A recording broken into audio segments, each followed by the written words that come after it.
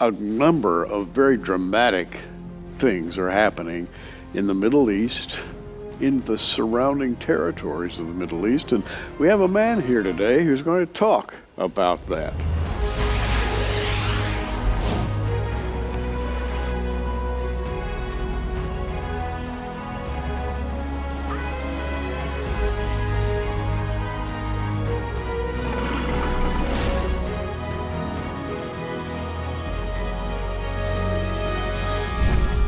And that man is Bill Salus. Bill, as you know, has written many, many books concerning developments in the Middle East from the biblical point of view. And Bill Salus, welcome to Prophecy Watchers. Gary, thank you. It's great to be in your new studios. I'm so excited to be here. Well, thank you. And we're excited to have you here because you devote a very unique study style when it comes to Middle East prophecy. And I think your detailed approach is badly needed at this time because there are a lot of people saying a lot of things. And as we are making this, there has been an exchange of powers between Iran and the United States. And let's just begin right there and go back to the Bible and the things that you've written about. Right. Iran is the elephant in the room in the Middle East. That's right. They're the bully. And they are the subject of two end times prophecies. That's right. Iran has double trouble, a double jeopardy in the end times. Now, many of your viewers are familiar with Iran as Persia in Ezekiel 38, verse 5. But they may not be as familiar with Jeremiah, written prophecy in Jeremiah 49, verses 34 through 39, dealing with ancient Elam, E-L-A-M. Now, when you look at a modern-day map of Iran, you see that to the left, hugging the Persian Gulf, about a quarter of the size of a modern-day map would be ancient Elam, and then the other three-quarters of the map would be ancient Persia. Now, Persia became Iran, renamed Iran, in 1935. So when we look at Iran, we have two prophecies dealing with them in the end times. Both prophecies talk about them being in the latter days, same Hebrew words. And so we can't ignore the Elam prophecy, which unfortunately many people are not paying attention to. Let me just read one verse out of my Bible here, Jeremiah 49:39. But it shall come to pass in the latter days, I like that phrase, that I will bring again the captivity of Elam, saith the Lord. That's spelled E-L-A-M, Elam. Tell us about Elam and how this prophecy is working right now. Right. Elam, there's 6 verses in this prophecy. It was written around 596 BC by Jeremiah. He actually was a contemporary of Ezekiel, but about a decade prior to Ezekiel writing about Persia in Ezekiel 38, Jeremiah came out first dealing with Iran's double trouble. 6 verses. They're really quite easy to explain. We probably don't have time to read them. You can read them if you want, but I can certainly explain them in a nutshell. We'll just go with your explanation. Okay. What happens, Gary, in this prophecy, and frankly, in light of what's going on right now in the Middle East, I would direct the viewer's attention to this prophecy in preceding Ezekiel 38. I point out in several articles that they're not the same prophecy. We don't just have two different camera angles on the same prophecy. One of the main things is this prophecy takes place in Iran, whereas Ezekiel 38 takes place in Israel. One distinction. There's many other ones that I put forward in my Nuclear Showdown book, which you guys have here. But the point is, what happens is there's going to come a time when the Lord gets fiercely angry with the leadership of Iran. This is what Jeremiah tells us, leadership in Elam, which is Iran. I think that time is now, Gary. They want to wipe Israel off the map. There's various reasons why the Lord could be fiercely angry with the leadership in Iran. We know he's angry with them because it says he's going to destroy from there the kings and the princes in this prophecy. Now, the Lord would not destroy good kings and good leadership. He would not have destroyed King Cyrus, who was born after Jeremiah's time. King Cyrus was anointed by the Lord in Jeremiah and Isaiah 44 and Isaiah 45. So, but there's going to come a time, I think the time is now, where he's going to be disappointed and fiercely angry. He says fiercely angry, to the point that his fierce anger creates a disaster. The prophecy talks about a disaster. He says, I will break the bow of Elam at the foremost of their might. This is how the prophecy starts. Now, the bow of Elam could likely be, in this day and age, their ICBMs, their ballistic missiles, this sort of thing. If you break those, Iran cannot launch a nuclear warhead anywhere. And let me just say something here that I think about all the time, and that is that when you read the Bible, you're looking at latter-day prophecy, and it doesn't talk about modern weapons of war, except in terms of the weapons that were familiar to the writers then. Right. And a bow, to me, you pull back, and the arrow that leaves the bow is very much the image of a missile. That's right, and the Hebrew word bow is not dealing with the bow or bow of a boat. It's dealing with a bow and an arrow. So it's true in the context of what you're saying. The Lord is going to disable the capabilities of Iran to launch something lethal somewhere, and that's why he's fiercely angry. They want to launch something lethal somewhere. He's going to prevent that from happening by breaking the bow, but at the foremost of their might, it says, which would probably be alluding toward their nuclear aspirations. That could be what's being told there. The chief place of their might would be atomic, should they continue forward with what they're doing. Now, the thing that's interesting, it sounds like this is a nuclear disaster. This sounds like it's a humanitarian crisis, because it says, when the bow is broken at the foremost of its might, the Lord will bring from the four corners of heaven the four winds, and he will scatter those Elamites, the indigenous population affected, into the nations of the world. It says there'll be no nations, plural, where these outcasts of Elam will not go. The exiles, they are forced to exit. And so this is, to me, sounds like this could be dealing with a nuclear thing, and that is exactly where Iran's crown jewel is, the Bushehr nuclear reactor, loaded with Russian fuel rods, sitting on 3 tectonic plates. You get earthquakes going on there all the time. If that place was hit there, it would create a nuclear disaster. Matter of fact, Russia right now is building Bushehr number 2 and Bushehr number 3 there. So depending on when this prophecies happen, you could actually have multiple reactors become targets. And this is a target of Donald Trump, by the way. And you're talking about the Persian Gulf. I think everybody knows where the Persian Gulf is, Right. where the oil tankers are steaming up and down there all the time. And right up toward the north end of the Persian Gulf, you have the reactor, which is precariously close to the water.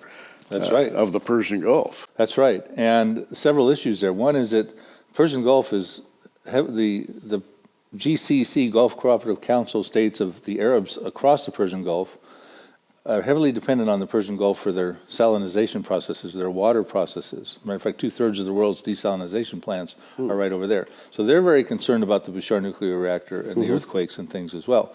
But you also have the Strait of Hormuz as you come down the Persian Gulf, which Iran has threatened to shut down on several occasions should they come into a confrontation. And that's 21 miles of very precious waterway, because about 1/4 to 1/3 of the world's petroleum products still go through there.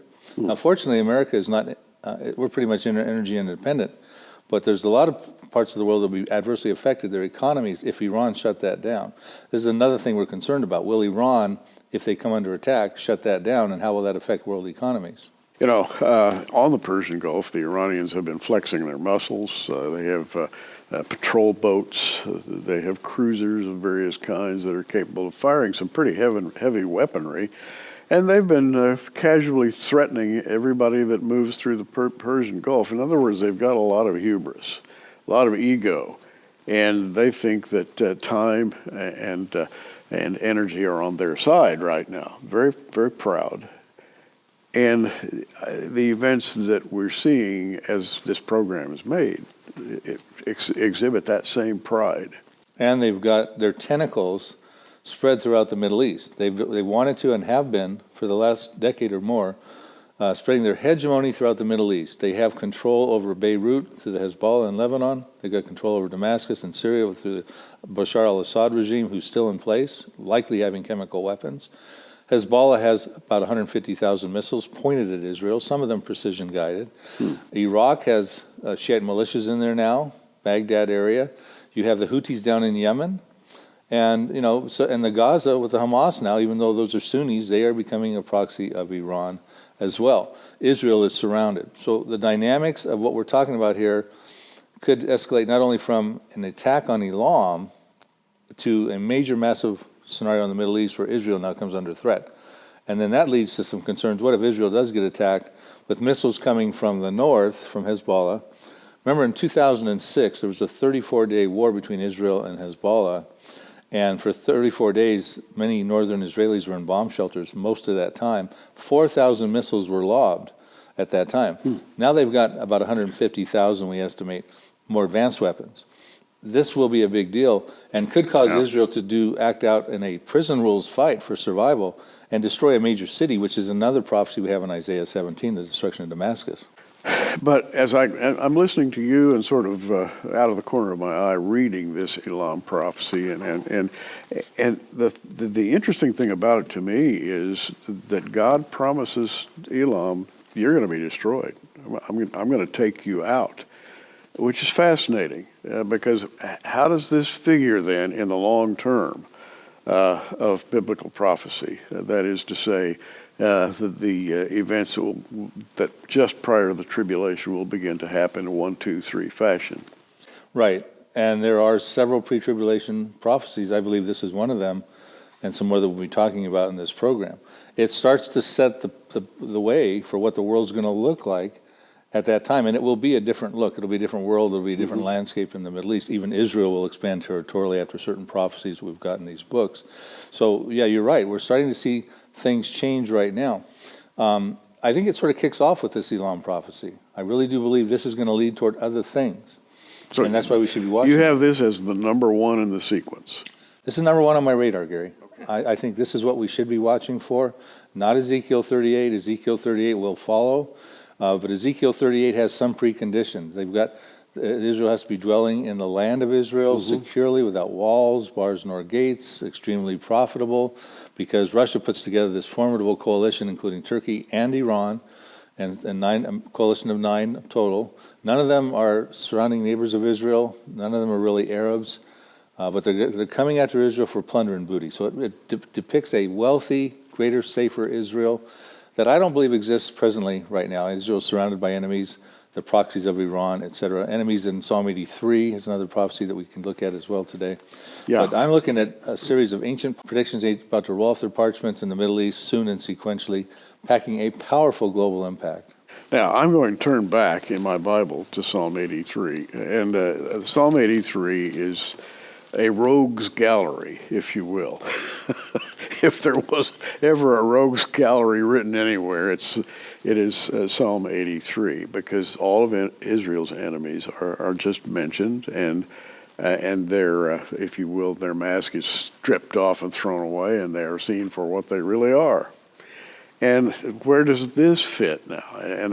And again, we're talking about some things that are happening as we make this program. There's a great stirring in the Middle East, particularly in Iran, and that doesn't seem to be cooling off at any time in the near future. Going back to Psalm 83, you have this enemies list. The rogue nations, you're right, that surround Israel. Yeah. Israel's ancient historic enemies. You know, Asaph wrote Psalm 83 about 500 years before Ezekiel wrote Ezekiel 38. Okay. And he was a prophet, one of King David's worship leaders, a prophet according to 2 Chronicles 29:30. And his most prophetic of his 12 psalms that he wrote was Psalm 83. And it talks about nothing less than a genocidal attempt by the surrounding Arab countries that share common borders with Israel to wipe Israel off the map. It says they come together, form crafty counsel, a devious plan, with the intent of cutting them off as being a nation, that the name of Israel be remembered no more. And some people think, well, this happened in 1948 because at the time you had the various nations listed by their ancient names: Edomites, Moabites, Ammonites, termites, Gigabites. You know, you name the list of what kind of ites you got. I heard that, termites. Yeah, but no, there were termites, but there were no gigabytes back then.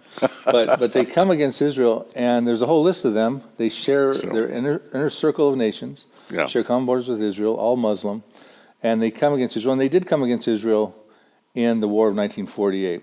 But the rest of the psalm tells us that it didn't find final fulfillment because the Lord, Asaph petitions the Lord to take care of them.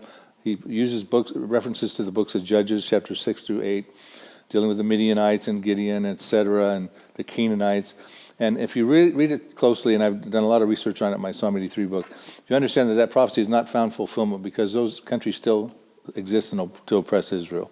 So they will at some point no longer oppress Israel. They will be taken out. And there are all kinds of peripheral prophecies dealing with those nations that have not found fulfillment. And I believe they correlate with Psalm 83. By the way, at this point, I just want to hold up the Psalm 83 package here. There are 3 DVDs in Bill's Psalm 83, The Missing Prophecy Revealed, and we're not going to have time to go nearly as deeply as he does in this particular DVD set. I just wanted to add that as we continue. It's really an incredible prophecy that I think needs to be revisited. I do see that being what creates the Israel that dwells securely, without walls, bars, nor gates. They can, once they've defeated their Arab foes around them. And then I think that sets the stage for Ezekiel 38 to find fulfillment. So I look at Israel having an inner circle of countries around them that have to be taken out by the Israeli Defense Forces. They are instrumental in defeating the Psalm 83 enemies. Then comes the outer ring of countries that share no common borders with Israel, predominantly not Muslim, not including any of the inner circle. Never been Israel's historic enemies of Ezekiel 38. God stops that. This is too formidable of an advance for the Israeli Defense Forces to stop it. The American forces aren't listed there. It says God stops this in Ezekiel 38 with an earthquake, fire, great hailstones, and brimstone. So God stops that. And he says in the aftermath of that, I will make my holy name known in the midst of my people Israel. They shall not profane it anymore. I am the Lord, the Holy One in Israel. So God is going to use that marquee event of Ezekiel 38, critically important prophecy in the latter days it talks about, to uphold his holy name in the midst of his people Israel. He's going to put the world on official notice that he is the covenant-keeping God of Abraham, Isaac, and Jacob, and he's going to sustain them when they're in Israel and existing as Israelis. Now, when you watch Israel these days, and it always has fascinated me to watch Israel because, well, there are several reasons. Number one, Israel is right at the top of the list of God's activities in the Bible. He's always concerned with Israel. But number two, when you watch modern Israel in the secular sense, the leaders of Israel don't act like leaders in any other country in the world. They have a different, if you will, demeanor. If Benjamin Netanyahu is asked, what are you going to do if this happens? He smiles, sort of that sly smile, and he says, well, we've got it taken care of. He always reacts this way, with a kind of a confidence, no hysteria, no anger, just a very calm, cool demeanor. And, that's sort of the way the Bible looks at Israel. Don't worry about it. I've got it taken care of. Right.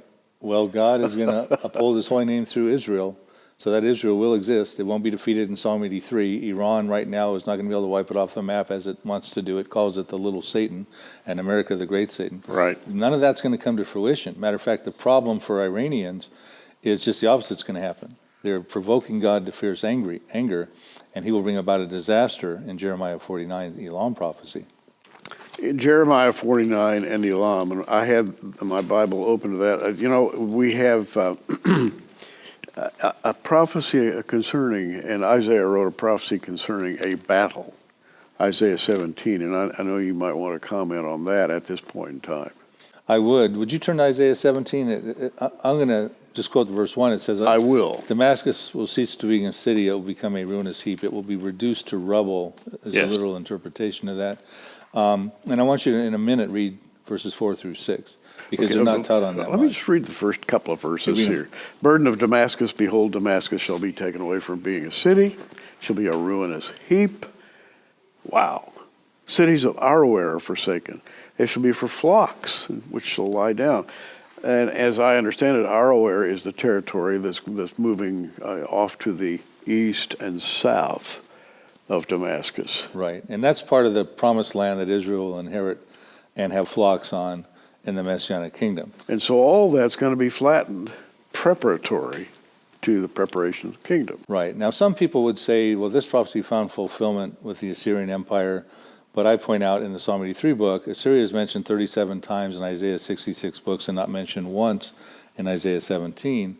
And we're told in verse 9, why don't you read Isaiah 17:9, and then we'll read Isaiah 17:14 and tell the people how this plays out. In that day shall his strong cities be as a forsaken bough, and as the uppermost branch, which they left because of the children of Israel, and there shall be desolation. That's verse 9. So there's the key. Speaking to not only Damascus, but other related strong cities. You'd have Aleppo and Hamath and Arpad were ancient names for these areas here, Homs and that. But it seems like there's going to be major devastation and desolation is promised there by the children of Israel. the Israeli Defense Forces. They exist in fulfillment of Bible prophecy in Ezekiel 37:10, Isaiah 25:14, and other places.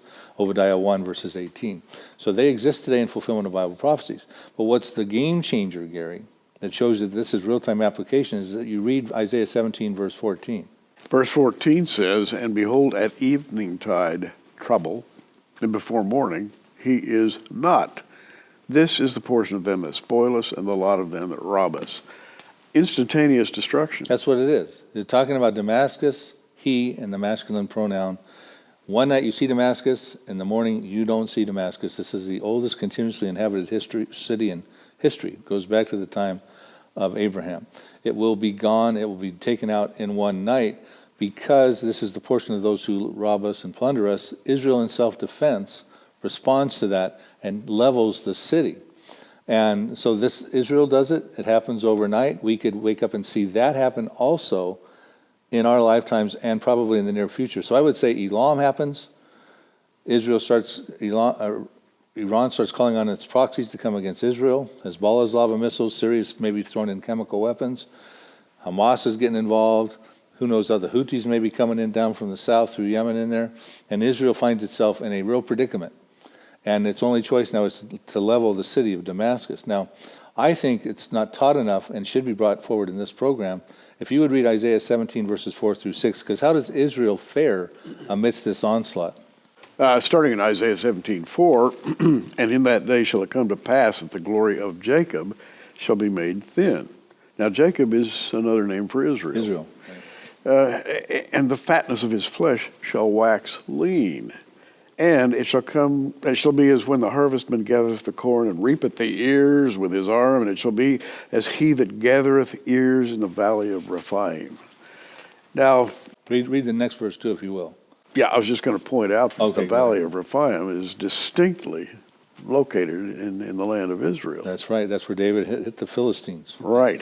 "Yet gleaning grapes shall be left in it, as the shaking of an olive tree. 2 or 3 berries in the top of the uppermost branch, 4 or 5 in the outmost fruitful branches thereof, saith the Lord God of Israel." Now, this is not good imagery, people.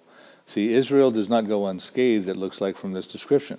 Their flesh wanes, their waxes lean. And the imagery given of the olive tree is very important. It's a very predominant tree in Israel. It can grow several stories tall. It can have hundreds of thousands of olives on it.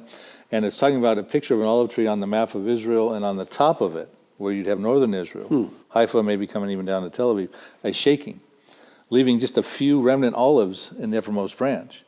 150,000 missiles coming from Lebanon and chemicals maybe coming out of Syria will do some serious devastation.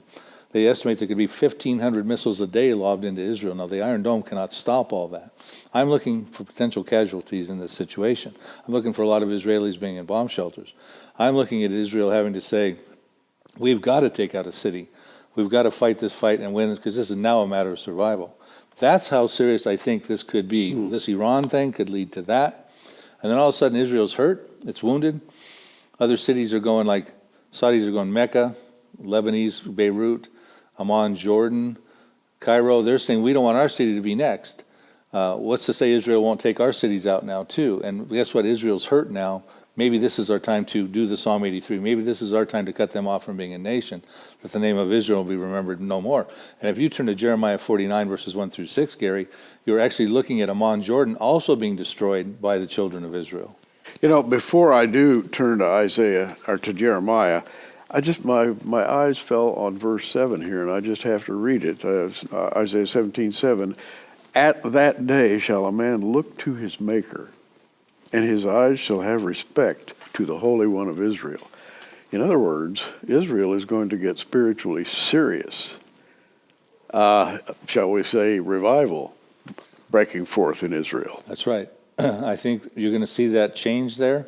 Unfortunately, I don't think a lot of people are going to jump on the Jesus train, the Israelis, because they ultimately gravitate toward their Mosaic law, wanting to build their temple, reinstate animal sacrifices. But they're going to look toward their Maker. But the event is of the magnitude that people will look toward their Maker. Yeah. That's an important verse. Okay, and the next verse that you wanted me to read? Let's go to Jeremiah 49, back to Jeremiah 49, verses 1 through 6. And verse 2 in particular If you read verse 2, Jeremiah 49, verse 2. Jeremiah 49, verse 2 says, "Therefore, behold, the days come, saith the Lord, I will cause an alarm of war to be heard in Rabbah of the Ammonites, and it shall be a desolate heap, and her daughters shall be burned with fire. Then shall Israel be heir unto them that were his heirs, saith the Lord." Right. And in other translations, Rabbah of the Ammonites would be where Amman, Jordan is, Yes. the capital of Jordan. Absolutely, that's very well known. Right, and it's going to be a desolate mound. It's going to be a desolate heap, as you read. And it says now in Amman, Jordan is a bustling, beautiful city, and it's very well located geographically and so forth. right, and it's not far from Damascus. Not far from Damascus. I mean, it's not a stone's throw, but it's like, from San Diego to Los Angeles, right, Right. in the scheme of things. And it is also going to take a hit by the children of Israel. And other translations say at that point, Israel will take possession of its inheritance. So remember, that is part of that promised land given in Genesis 15:18 from the river Nile to the river Euphrates. Israel will expand into Jordan. Jordan today is a mistake of man on the modern day map. That's followed by this verse, "Howl, O Heshbon, for Ai is spoiled. Cry, you daughters of Rabbah, gird you with sackcloth, lament, run to and fro by the hedges, for their king shall go into captivity, and his priests and princes together." So something horrible is going to happen. Read more, because read the next verse or two. "Wherefore glorious thou in thy valleys, thy flowing valley, O backsliding daughter, that trusted her treasures, saying, Who shall come unto me?" It also talks about them being driven out headline by fear surrounding them, correct? It does. So in other words, what it says there is, when this happens and Ammon gets desolated, Jordan will be surrounded by fearful events, and there will be exiles driven out headlong. Now, the good news for Jordanians, Iranians, Egyptians, Assyrians is there will be remnants that go into the Messianic kingdom. And maybe we'll close the program by talking about that. Well, we're running out of time here, but I want people to know that there is good news, but these populations are going to get hit, go through the tribulation ultimately in the end times, and ultimately a remnant will come out. What we're seeing now is essentially the very leading edge of something Bill's been talking about for a long time. And the Bible is the authority, not the news, the Bible. By the way, Bill has a DVD and a book, Nuclear Showdown, and I held up just a moment ago the Psalm 83 set, 3 DVDs. He has America and the Coming Mideast Wars, the DVD, and Psalm 83, the Missing Prophecy Revealed. Now, everything I'm holding up here, and that's basically 6 items, or 5 items, you can have for a gift of $60, free shipping anywhere in the United States. And the fascinating thing to me is that his Psalm 83 DVD set, 3 DVDs in this package, will tell you more about what's going on in the Middle East right now than all the TV watching in the world. And I'm talking about all the news media. And that's the truth. Yes, it is, Gary. Bill, I concur. Thanks for putting all this together. Thanks, Gary, for having me on the show. I'm Gary Stearman. Hey, you keep watching. We are. Thanks for joining us on Prophecy Watchers. You can find us on the web at prophecywatchers.com. Follow us at facebook.com/prophecywatchers.